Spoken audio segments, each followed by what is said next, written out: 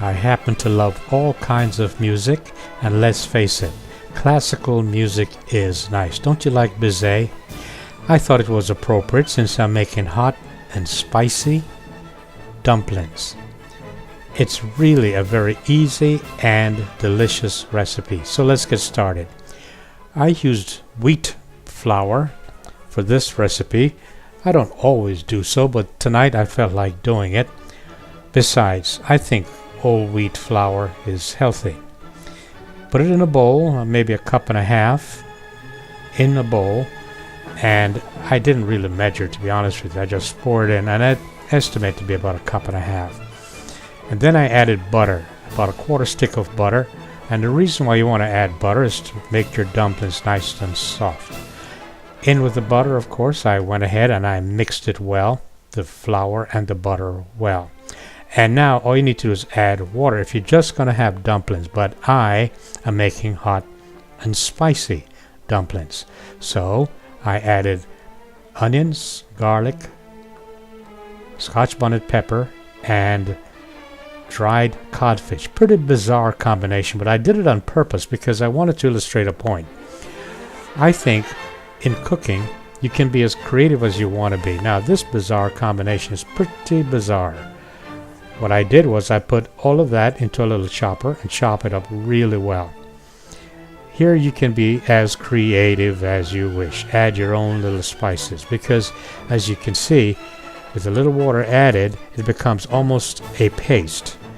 And with this paste, all I need to do is to add it to the flour.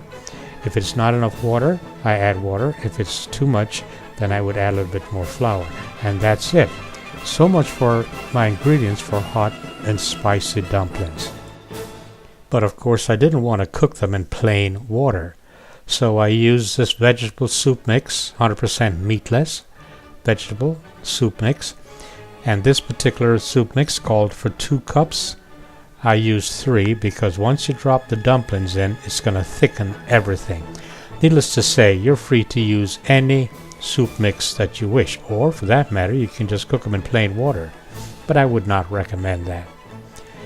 So the soup mix calls for adding the soup mix to cold water, which is exactly what I did, and to stir frequently, which is what I did. I did stir frequently, and here I'd like to caution you about something. I'm making hot and spicy dumplings, as I said before, so I added scotch bonnet pepper to the mixture. If you're going to be handling scotch bonnet pepper, be very careful. It's a very hot pepper, and too much scotch bonnet, and you're going to have an overly spicy dumpling. Personally, mine turned out well, only because I've had some experience with scotch bonnet pepper. So, once it starts to boil, that's your cue to add your dumplings. Notice that these dumplings are shapeless.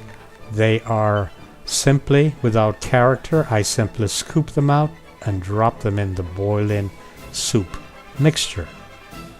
They turned out well.